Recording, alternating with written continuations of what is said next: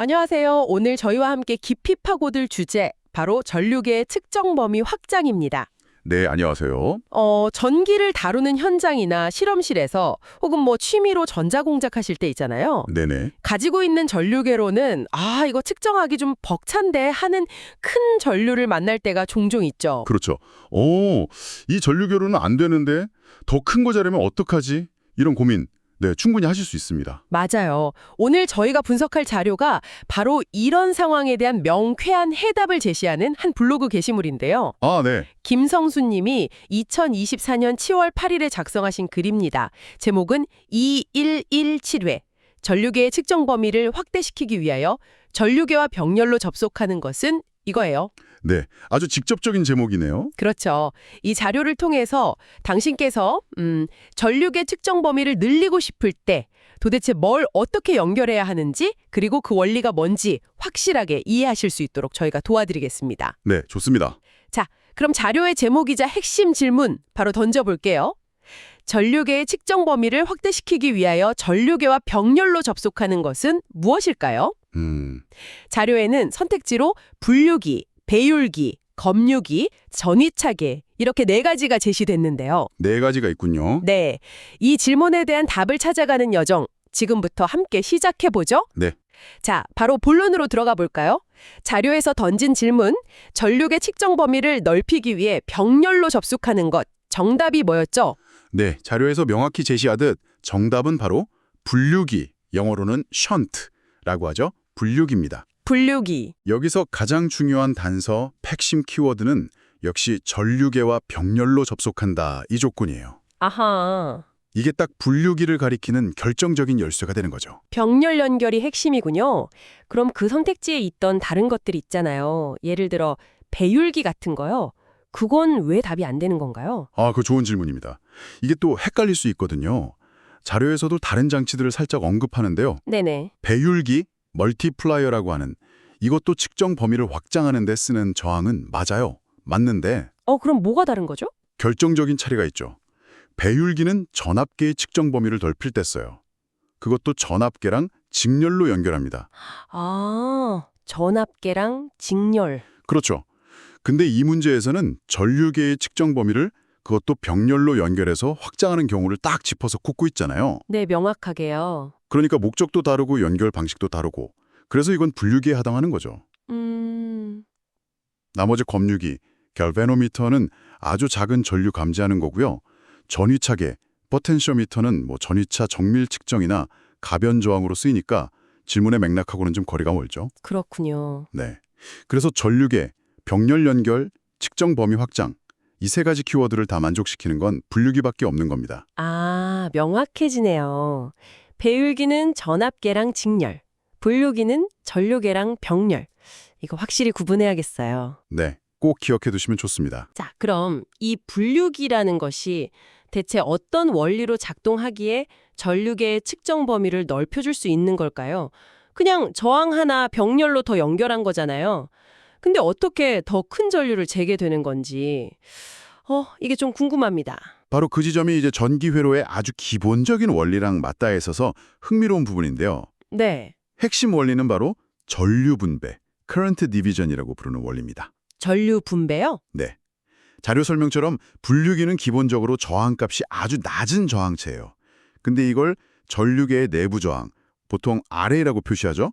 이 내부 저항과 병렬로 연결하는 겁니다. 네, 병렬로. 자, 그럼 회로에 전류가 이렇게 흘러 들어오면요.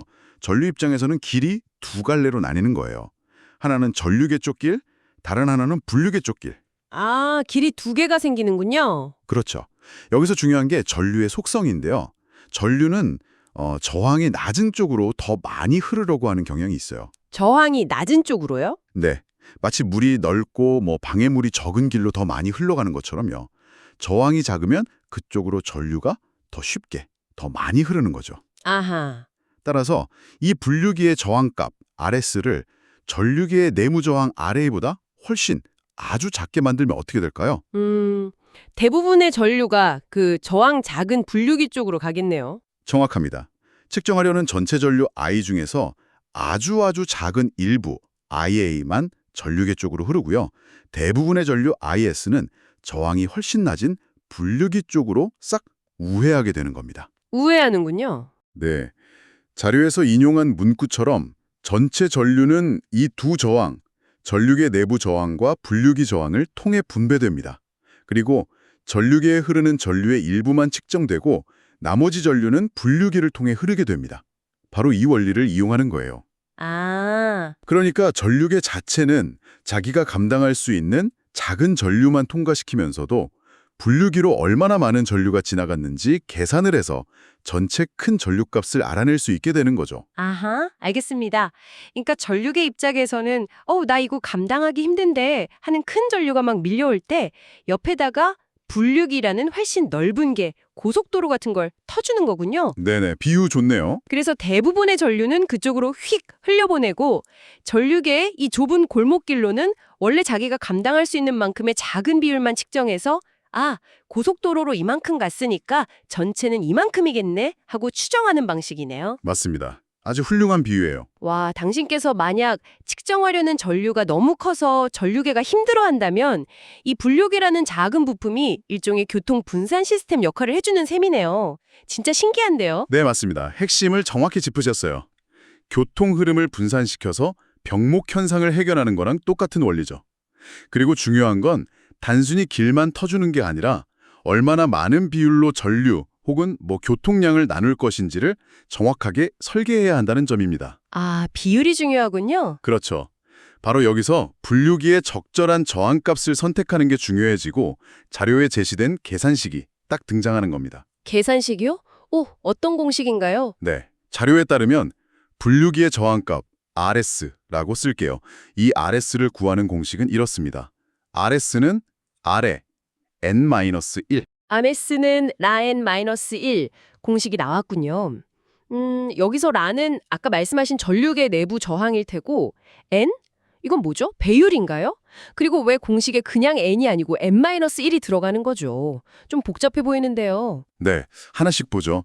배율 N은 아주 직관적인 개념이에요.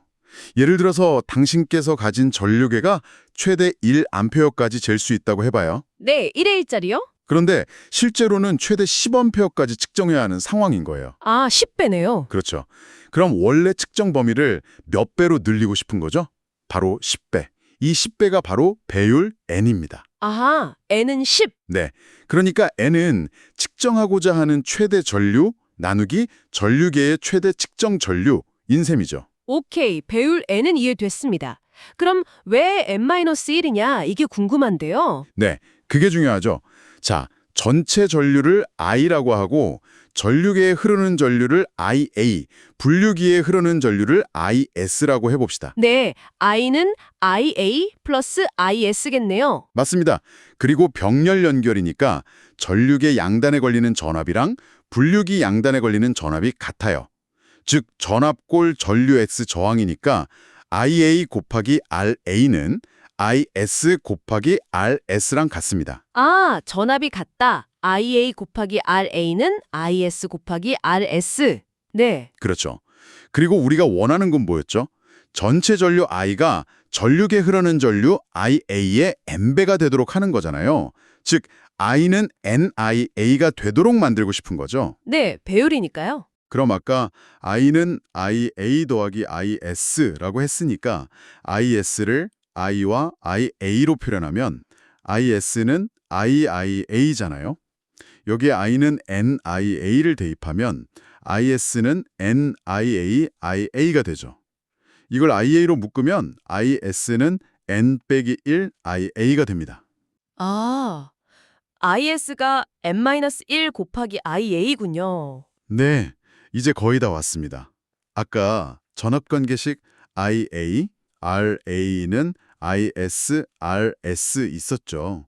여기에 방금 구한 IS는 N-1 IA를 대입하는 거예요. 그러면 IARA는 N-1 IARS가 됩니다. 오라, 양쪽에 IA배 있네요. 그렇죠. 양변에서 IA를 약분하면 RA는 N-1 RS라는 식이 남습니다. 이걸 우리가 구하려는 분류기 저항 RS에 대해 정리하면 바로 뭐가 나올까요? RS는 RA, N-1, 아, 이렇게 유도되는 거였군요. 와, 네, 맞습니다. 그래서 N-1은 결국 전체 전류 중에서 분류기를 통해 흘러야 하는 전류가 전류계를 통해 흐르는 전류의 몇 배인지를 나타내는 비율인 셈이죠. 와, 그냥 공식만 외우는 것보다 왜 n-1이 되는지 과정을 보니까 훨씬 명확하게 이해되네요. 속이 다 시원합니다. 그렇죠.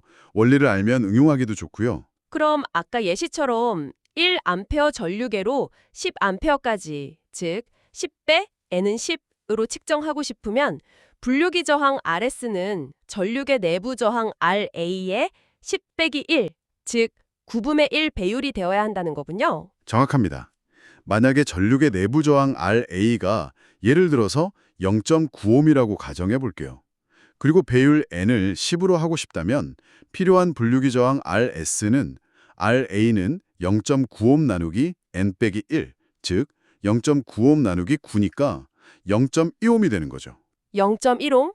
굉장히 작은 값이네요. 네, 그렇죠. 이렇게 0.1ohm짜리 매우 작은 저항을 전류계와 병렬로 딱 연결해주면 전체 전류의 100분의 1, 즉 E나 이퀄 IN 이퀄 I벳만 전류계 쪽으로 흐르고 나머지 900분의 1, 즉 S는 n-1n I 이퀄 900분의 9i는 0.1ohm짜리 분류기로 흐르게 되는 겁니다. 아하, 그러면 실제로 측정할 때는 전류계 눈금이 예를 들어 0.5A를 가리키고 있다면 실제로는 그 값에 배율인 10을 곱해서 지금 5A가 흐르고 있구나. 이렇게 읽으면 되는 거군요. 네, 맞습니다. 그렇게 읽으면 되죠. 이야, 생각보다 계산도 간단하고 측정 방식도 직관적이네요. 이거 정말 유용한 팁인데요.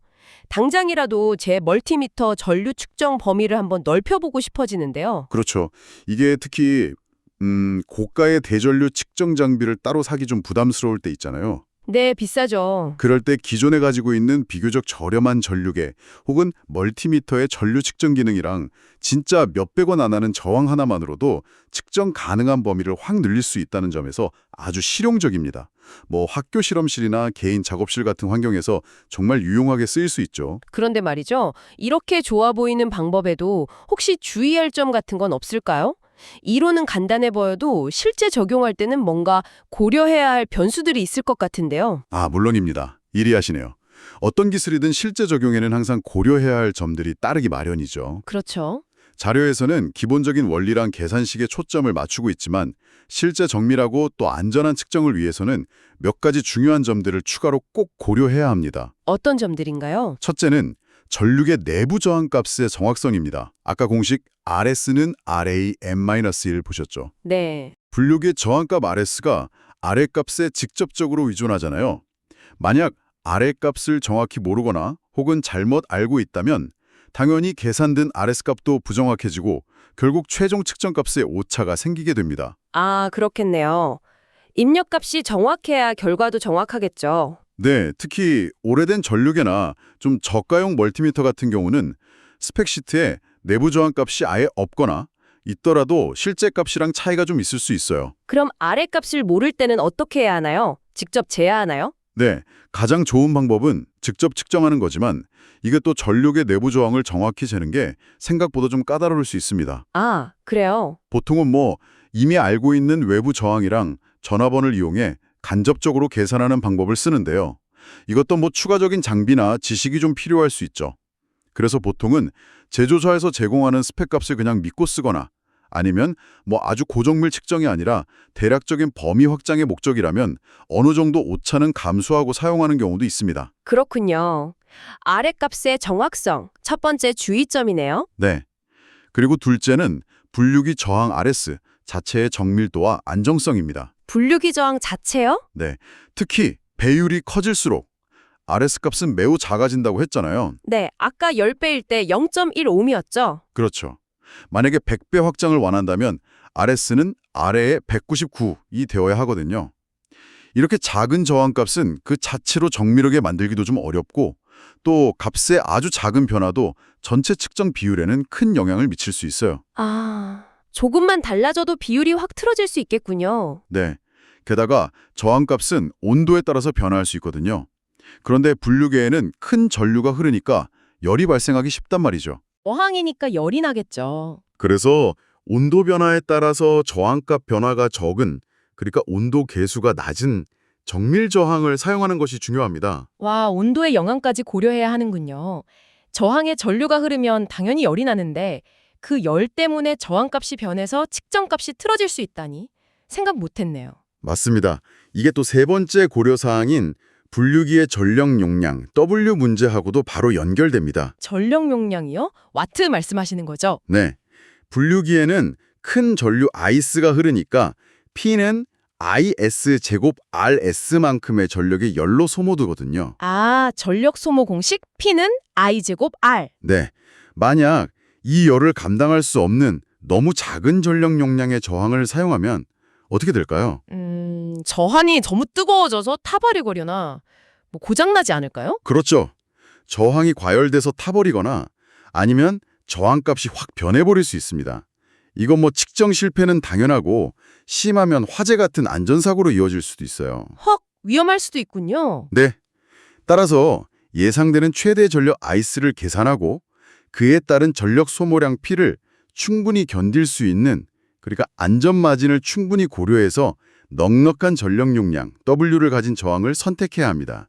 예를 들어서 계산된 전력 소모량이 1와트다. 그러면 최소 2와트급 아니면 뭐 더 여유 있게 그 이상의 저항을 사용하는 것이 안전합니다. 와, 듣고 보니 정말 중요한 내용들이네요. 그냥 저항 하나 병렬로 딱 연결하면 끝! 이게 아니었군요. 네, 그렇죠. 전류계 내부 저항 RA의 정확성부터 시작해서 사용할 분류기 저항 RS의 정밀도, 온도 특성, 그리고 충분한 전력 용량까지. 와, 안전과 정밀도를 다 잡으려면 생각보다 꼼꼼하게 따져봐야 할 것들이 많네요. 맞습니다. 특히 안전 문제는 진짜 아무리 강조해도 지나치지 않겠죠. 역시 실제 적용은 이론처럼 마냥 간단하지만은 않네요. 네, 맞습니다. 원리는 간단하지만 실제 회로를 구성하고 또 신뢰성 있는 결과를 얻으려면 이러한 엔지니어링적인 고려가 반드시 필요합니다. 하지만 뭐 이런 점들을 잘 이해하고 적용한다면 분류기는 분명히 아주 강력하고 또 경제적인 전류 측정 범위 확장 솔루션이 될 수 있습니다. 좋습니다. 그럼 오늘 살펴본 내용 한번 정리해 볼까요? 네, 전류계의 측정 범위를 안전하고 효과적으로 늘리려면 분류기라고 불리는 저항을 사용해야 한다. 근데 이 저항은 전류계 내부 저항보다 훨씬 작은 값을 가져야 하고 전류계와 병렬로 연결해야 한다. 네 맞습니다. 병렬 연결. 그리고 이 분류기는 측정하려는 큰 전류의 대부분을 자기가 가져가서 우회시키는 전류 분배 역할을 하고요. 그렇죠. 길을 나눠주는 거죠. 그 저항값은 RS는 RA N-1이라는 공식을 통해서 내가 원하는 배율, 즉 몇 배로 측정 범위를 늘리고 싶은지에 따라 정확하게 계산해서 선택해야 한다. 네, 공식 기억하시고요.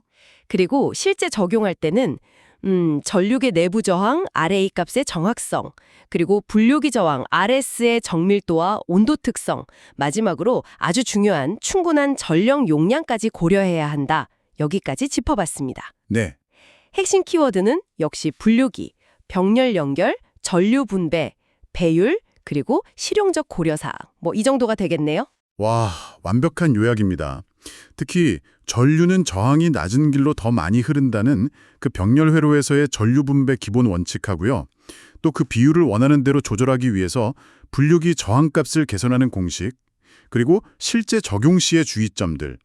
이것들만 딱 기록하시면 전류계 측정 범위 확장의 핵심은 완전히 이해하신 겁니다. 아, 감사합니다. 오늘 저희는 김성수님의 블로그 게시물을 바탕으로 전류계의 측정 범위를 확대시키기 위해 전류계와 병렬로 접속하는 것이 바로 분류기, 션트라는 것, 그리고 이게 병렬 연결과 전류 분배 원리를 통해 어떻게 작동하는지, 또 실제 사용할 때는 뭘 고려해야 하는지까지 아주 깊게 있게 살펴봤네요. 덕분에 아주 명확하게 이해할 수 있었습니다. 네. 그런데 여기서 잠시 멈춰서 한 걸음만 더 나아가서 생각해 볼 점이 하나 있어요. 오, 어떤 점인가요? 오늘 우리가 살펴본 이 분류의 원리 있잖아요. 그 주된 경로, 여기서는 전류계죠. 이 주경로가 감당하기 어려운 부하, 여기서는 큰 전류고요. 이걸 처리하기 위해서 병렬로 보조 경로, 즉 분류기를 만들어서 흐름을 분산시키고 전체 처리 용량을 늘리는 방식. 이게 과연 전기회로에만 딱 국한된 아이디어일까요? 오, 흥미로운 질문인데요. 듣고 보니 아까 잠깐 나왔던 그 교통체증 비유도 그렇고 꼭 전기 분야가 아니더라도 비슷한 원리가 적용될 수 있을 것 같기도 하고요. 그렇죠. 예를 들어서 웹사이트에 갑자기 사용자가 확 몰릴 때 있잖아요. 그때 여러 대의 서버가 동일한 요청을 나눠서 처리하는 기술. 혹시 들어보셨어요? 로드 밸런싱이라고 하는데요. 아, 로드 밸런싱 들어봤어요? 네. 네. 하나의 주 서버. 이게 마치 전류계처럼요. 이게 모든 요청을 감당하기 어려울 때 여러 대의 보조 서버. 이게 마치 분류기처럼요. 이걸 병렬로 쫙 두고 요청을 분산시켜서 전체 시스템의 처리 속도랑 안정성을 높이는 거거든요. 와, 진짜 똑같네요. 네. 이것도 결국 일종의 부하 분산이자 병렬 처리 원리를 이용한 거죠. 심지어 각 서버로 가는 요청의 비율을 조절하는 알고리즘까지 있다는 점을 생각하면 더욱 유사하고요. 와, 로드 밸런싱? 정말 그렇네요. 서버 하나가 처리할 수 있는 한계가 있으니까 여러 대를 병렬로 연결해서 부하를 나누는 것. 분류계 원리랑 정확히 일치하는 것 같습니다. 혹시 또 다른 예시도 있을까요? 자연 현상에서도 찾아볼 수 있을 것 같아요. 예를 들어서 강물이 막 불어서 범람할 위험이 있을 때 인공적으로 방수로나 유수지 같은 걸 만들어서 물기를 나누는 거 생각해 보세요. 아, 네네. 치수 사업에서 하는 거요? 그렇죠. 주된 강, 메인 채널의 수용 능력을 넘어서는 물을 임시로 다른 곳에 저장하거나 다른 경로로 흘려보내서 홍수 피해를 막는 거잖아요. 맞아요. 이것도 결국 주 경로의 한계를 보완하기 위한 병렬 경로, 즉 우회로를 통한 흐름 분산 원리라고 볼 수 있겠죠. 조금 더 넓게 보면 생태계에서 동물들이 한정된 먹이 자원을 두고 막 경쟁할 때 일부 개체들이 다른 종류의 먹이를 찾거나 아예 서식지를 옮겨서 경쟁 압력을 줄이는 현상 같은 것도 넓게 보면 비슷한 맥락으로 해석할 여지가 있을지도 모르겠습니다. 와, 정말 생각지도 못한 영역까지 연결되네요. 전류계의 측정 범위를 넓히는 작은 기술 하나에서 시작했는데 이게 컴퓨터 네트워크, 치수공학, 심지어 생태계의 원리까지. 네, 그렇죠. 어쩌면 우리 주변의 복잡한 시스템들이 안정적으로 돌아가도록 하는 아주 보편적인 설계 원리 중 하나일지도 모르겠다는 생각이 막 드네요. 네, 충분히 그럴 수 있죠. 어쩌면 당신께서도 주변을 한번 둘러보시면서 혹시 이런 분류나 우회, 부하 분산의 원리가 숨어있는 다른 사례는 없는지 한번 찾아보시는 건 어떨까요? 일상 속에서 뜻밖의 발견을 하실 수도 있을 겁니다. 네, 아주 좋은 생각입니다. 오늘 저희와 함께 전기회로의 작은 부품 속에 담긴 깊은 원리를 탐구해 주셔서 감사합니다. 네, 저도 즐거웠습니다. 다음에도 흥미로운 지식과 통찰을 가지고 다시 찾아뵙겠습니다. 감사합니다. 감사합니다.